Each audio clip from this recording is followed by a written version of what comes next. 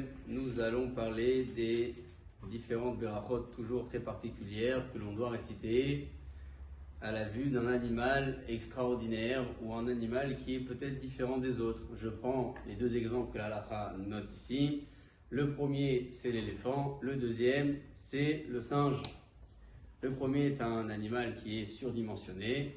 Le deuxième, c'est un animal qui a peut-être une petite ressemblance avec l'homme, ce qui a certainement poussé des courants à nous dire que l'homme venait de là.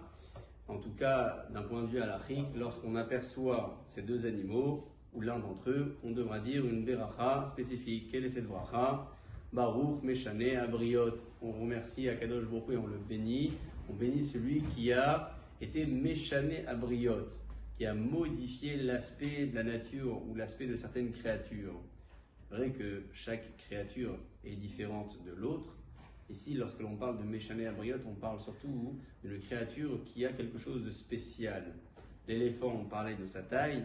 Le singe a également sa particularité, puisqu'il a effectivement donc cette ressemblance avec l'homme.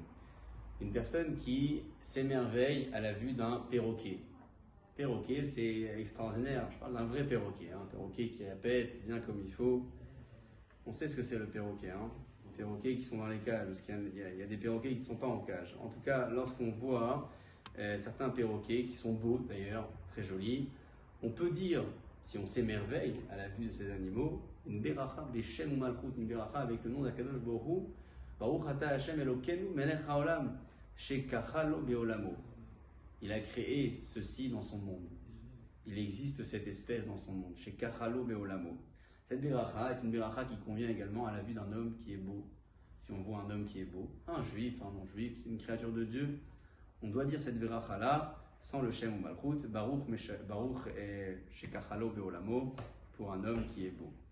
Toujours sur cette même thématique, en parlant des berachot particulières et à la vue de certains animaux, c'est important de rappeler qu'il est interdit et formellement interdit d'aller dans un lieu de combat, donc tel qu'un lieu de corrida. Il est vrai que c'est bon d'aller visiter un zoo et dire des brachot, mais aller dans une corrida pour assister à un combat, c'est extrêmement interdit, puisque la halakha interdit de tuer un animal et de le faire souffrir si ce n'est pas pour le consommer.